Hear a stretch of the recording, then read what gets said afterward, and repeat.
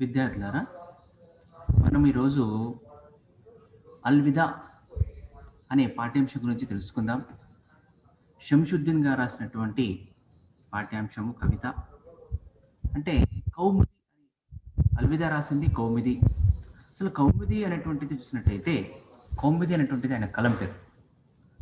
అతని అసలు పేరు శంషుద్దీన్. రచయితలు కొంతమంది మనకు ప్రఖ్యాత రచయితలందరూ కూడా చాలామంది రచయితలు తమ యొక్క రచనా విధానాలన్నీ కూడా తమ సొంత పేరుతో కాకుండా కలం పేర్లతో రాయటం అనేటువంటిది జరుగుతూ వస్తుంటుంది. చాలామంది కూడా కవులు కలం పేర్లతో రాసుకున్నారు.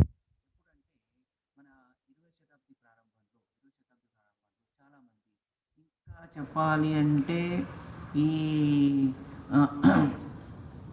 ఆధునిక సాహిత్యంలో విప్లవ కవులు, దిగంబర కవులు, భావ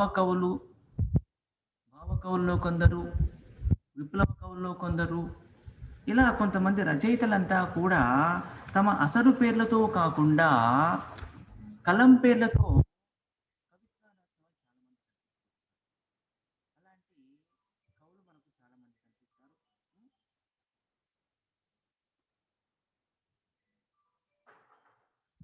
కనిపిస్తారు. దాశరథి కృష్ణమాచారి కాదు, గురజాడ గారు కాదు, మనకు ఆధునిక సాహిత్యంలో కనిపిస్తారు మన కవులంతా కూడా.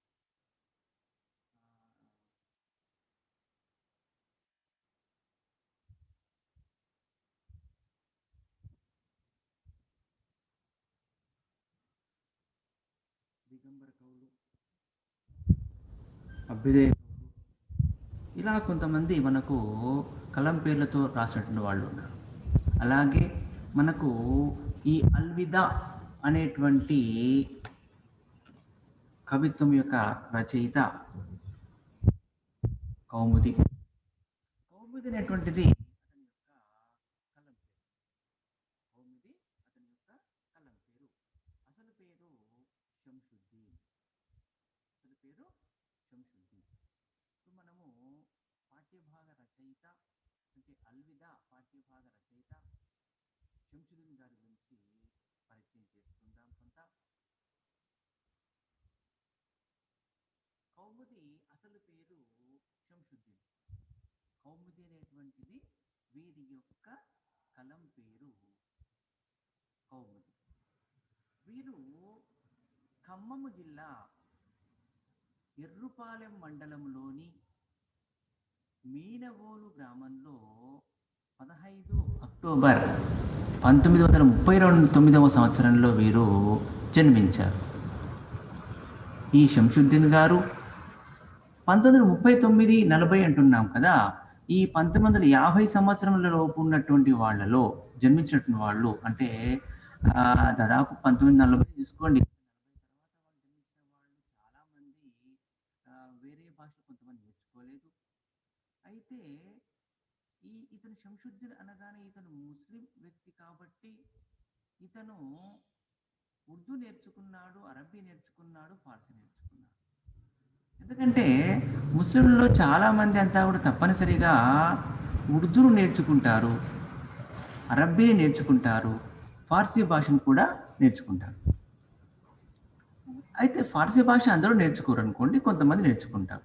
కానీ తప్పనిసరిగా ఉర్దూ నేర్చుకుంటారు, అరబీని కూడా నేర్చుకునే ప్రయత్నం చేస్తారు ఇప్పుడు ఈనాటి కాలంలో. అయితే అప్పట్లో నేను చెప్పుకుంటున్నా మనం ఏంటంటే 1940లో కాబట్టి అప్పట్లో ప్రతి ఒక్కరూ కూడా ఉర్దూ భాషను, అరబీ భాషను, ఫార్సీ భాషను కూడా నేర్చుకునేవాళ్ళు అప్పట్లో. ఇక తెలుగు భాష అనేటువంటిది వారి యొక్క ఆసక్తితో అక్కడ ఉన్నటువంటి ఆ పాఠశాలలో చెప్పేటువంటి ఆ భాషను ప్రకారంగా తెలుగు భాషను నేర్చుకునేటువంటి వాళ్ళు ఆనాటి కాలంలో ముస్లింలైన ఎవరైనా. కానీ ఎక్కువ శాతం అంతా కూడా అప్పట్లో 1940 కంటే ముందు 40-45 కంటే ముందు ప్రాంతంలో, అంటే మన భారతదేశం స్వాతంత్రం రాకంటే ముందు ప్రాంతంలో చాలా పాఠశాలల్లో ఉర్దూ మాధ్యమం ఎక్కువగా ఉంది. తెలుగు మాధ్యమం అనేటువంటి చాలా తక్కువగా మనకు ప్రారంభమైంది. తెలుగు మాధ్యమం అనేటువంటి మన భారతదేశం స్వాతంత్రం వచ్చిన తర్వాత పూర్తిగా తెలుగు మాధ్యమం వచ్చేసింది. ద్వితీయ భాషగా ఉర్దూ కానీ హిందీ కానీ మారిపోయాయి. అంతకుముందు తెలుగు భాష అనేటువంటి ద్వితీయ భాషగా కానీ ఎక్కువగా అప్పట్లో ఉండేది. కొంతమంది తెలుగు నేర్చుకునేటువంటి ఉండేటువంటి వాడు. కానీ అప్పట్లో మన నిజాం నవాబు యొక్క పరిపాలన ఉండేది కాబట్టి మన తెలంగాణ ప్రాంతం అంతా కూడా తప్పనిసరి పరిస్థితుల్లో ఉర్దూ భాష తప్పగా అందరూ నేర్చుకునేటువంటి వాళ్ళే. మన దాశరథ్ తీసుకోండి, తను ఉర్దూ వచ్చు.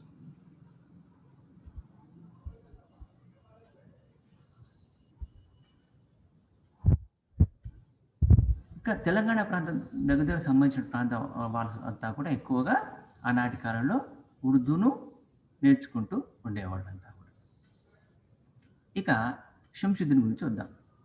శంషుద్దీన్ గారు ఖమ్మం జిల్లా ఎర్రుపాలెం మండలంలోని మీనవోలు గ్రామంలో 15 అక్టోబర్ 1939 సంవత్సరంలో జన్మించారు.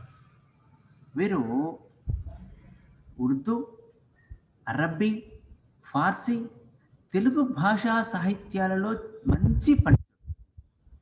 అప్పట్లో సీనియర్ హిందీ టీచర్గా, పాత్రికేయుడుగా వీరు పనిచేశారు. ఈ శంషుద్దీన్ గారు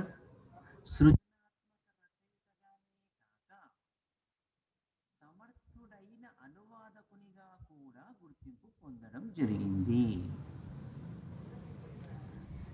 హిందీలో అమృతలాల్ నాగర్ అనేటువంటి అతను రాసినటువంటి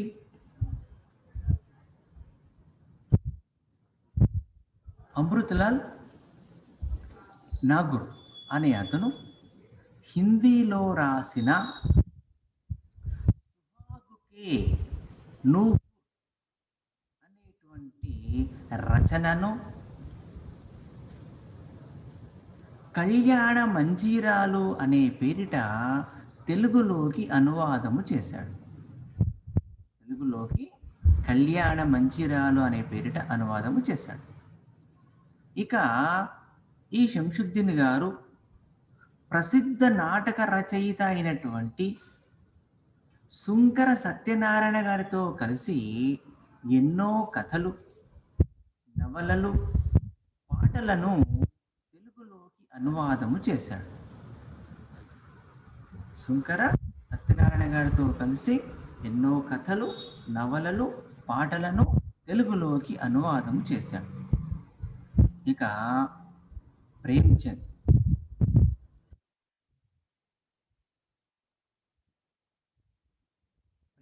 అనేటువంటి రచయిత హిందీ భాషలో ప్రసిద్ధుడు.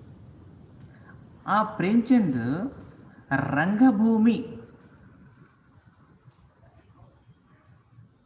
అనే దానిని ప్రఖ్యాత రష్యన్ కవి రసూల్ గుంజులోన్ ఆత్మకథలో కొంత భాగము తెలుగులోకి అనువాదం చేశాడు శంషుద్దీన్. ఇక శంషుద్దీన్ గారు అక్షర దీపం పత్రికా సంపాదకునిగా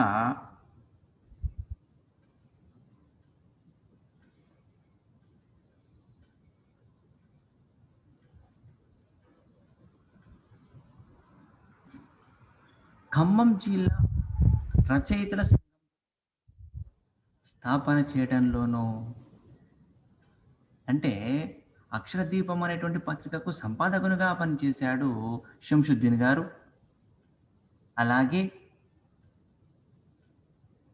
ఖమ్మం జిల్లా రచయితల సంఘం అనే దానిని స్థాపించారు.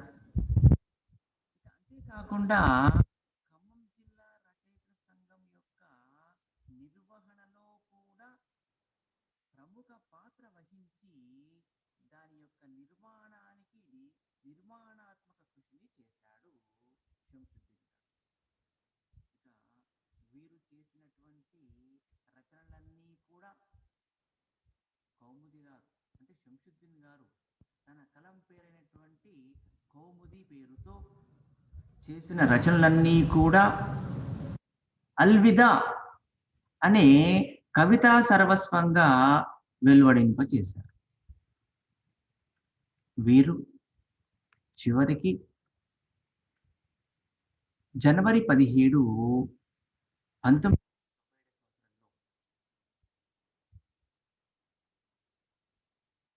వీరు మరణించారు. అయితే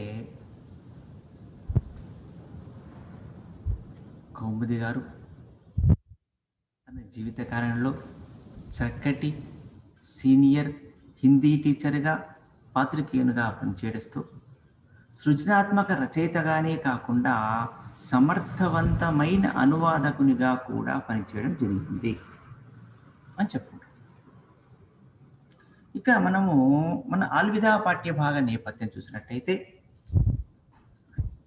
అల్విదా అనేది తెలంగాణలో అప్పట్లో ఉన్నటువంటి మహాకవి మగ్దూమ్ మొహియుద్దీన్ అనే అతను చాలా ప్రసిద్ధమైనటువంటి కవి. ఈ మగ్దూమ్ మొహియుద్దీన్ అనే అతను కవిగానే కాకుండా స్వాతంత్ర సమరయోధుడు అని కూడా చెప్పవచ్చు. అంతేకాక అనేక కార్మిక సంఘాలకు నాయకత్వం కూడా వహించాడు. ఇక కమ్యూనిస్ట్ ఉద్యమ నిర్మాతలలో కూడా ఈ మగ్దూమ్ మొహియుద్దీన్ గారు ఒకడుగా చెప్పుకోవచ్చు. ఈ మగ్దూమ్ మొహియుద్దీన్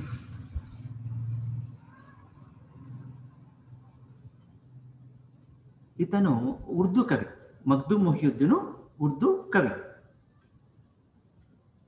వీరు అప్పటి హైదరాబాదు రాష్ట్రంలో 1908 సంవత్సరంలో మెదక్ జిల్లాలోని ఆందోల్ అనే ప్రాంతంలో జన్మించాడు మగ్దూమ్ మొహియుద్దీన్ గారు. ఈ మగ్దూమ్ మొహియుద్దీన్ గారు నిజాం పాలనకు వ్యతిరేకంగా సాగినటువంటి తెలంగాణ సాయుధ పోరాటంలో వీరు ముఖ్య భూమికను పోషించారు. తెలంగాణ సాయుధ పోరాటంలో అంటే మనకు అప్పట్లో కూడా తెలంగాణ సాయుధ పోరాటం జరిగింది. నిజాం నవాబు యొక్క రాజులకు వ్యతిరేకంగా తెలంగాణ కూడా సాయుధ పోరాటం జరిగింది. కాబట్టి అలాంటి తెలంగాణ సాయుధ పోరాటంలో కూడా మగ్దూమ్ మొహియుద్దీన్ గారు ఒక ముఖ్య భూమికను కూడా పోషించారు. ఫ్యాసిజం అనే దానికి వ్యతిరేకంగా సమసమాజన స్థాపన కోసం క్రియాశీలకంగా కూడా వీరు రాజకీయాలలో పాల్గొనడం జరిగింది. అంతేకాకుండా మగ్దూమ్ మొహియుద్దీన్ గారు నల్గొండ జిల్లా హుజూర్ నగర్ నుండి అప్పట్లో శాసనసభకు కూడా ఎన్నిక అయ్యాడు. ఈ తర్వాత మగ్దూమ్ మొహియుద్దీన్ గారు శాసన మండలిలో సభ్యుడిగా, ప్రతిపక్ష నేతగా బాధ్యతాయుతమైనటువంటి బాధ్యతతో మెలగడం జరిగింది. ఇక అంతేకాకుండా మగ్దూమ్ మొహియుద్దీన్ గారు ప్రగతిశీల భావాలతో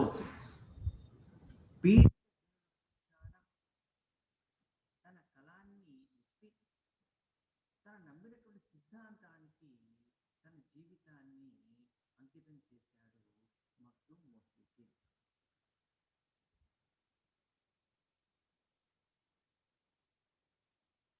మగ్దూమ్ మొహియుద్దీన్ గారి యొక్క రచనలన్నీ కూడా, వీరు ఉర్దూ కవి కాబట్టి వీరి రచనలన్నీ కూడా తెలుగులోకి అనువాదమై ప్రసిద్ధిని పొందడం జరిగింది. ఇక మగ్దూమ్ మొహియుద్దీన్ గారు తన కవిత్వం ద్వారా ప్రజలందరూ చైతన్యపరచడం జరిగింది. తెలంగాణ సమాజానికి స్ఫూర్తిదాతగా నిలిచాడు మగ్దూమ్ మొహియుద్దీన్. అయితే ఒక వైతాళికుడి యొక్క మరణాన్ని దగ్గరగా చూసినటువంటి భావోద్వేగంతో దుఃఖ భరితుడై ఆలపించినటువంటి స్మృతి గీతికలో మగ్దుమ్ వ్యక్తిత్వంలోని బహుముఖీన కోణీయాలన్నీ కూడా మనకు కనిపిస్తాయి. మగ్దుమ్ యొక్క కవిత్వం యొక్క ప్రత్యేకతను, విశిష్ట వ్యక్తిత్వాన్ని, సామాజిక రాజకీయ దృక్పథాన్నంతా కూడా కౌముది గారు అంటే శంషుద్దీన్ గారు ఆల్విదా అనేటువంటి కవితా సంపుటిలో చక్కగా కవిత్వీకరించినది.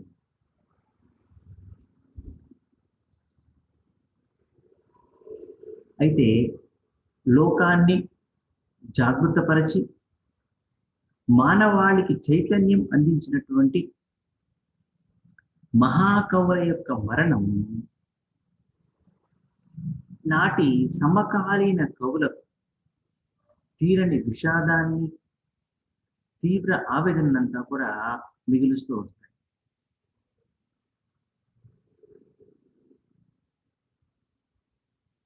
లోకాన్ని జాగృతపరిచి మానవాళిని కూడా చైతన్యపరిచి అందించినటువంటి మరణం సమకాలీన కవులకంతటికి కూడా తీరని విషాదాన్ని, తీవ్రమైన ఆవేదనను మిగులుస్తూ వస్తాయి. కాబట్టి ఈ విధంగా ఆనాటి గొప్ప కవి అయినటువంటి మగ్దుమ్ మొహియుద్దీన్ గారి మరణం వల్ల తనకు, తెలంగాణ సమాజానికి ఏర్పడిన వెలితి అంటే ఏ రకమైన వెలితి ఏర్పడింది అంటే మగ్దుమ్ మొహియుద్దీన్ గారి మరణం వల్ల తెలంగాణ ప్రాంత సమాజానికి కవి అయినటువంటి మన శంషుద్దీన్ గారికి ఏమి వెలితి ఏర్పడింది,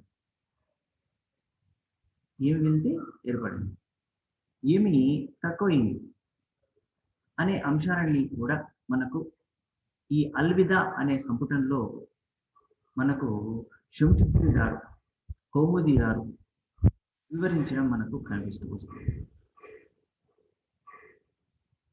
అయితే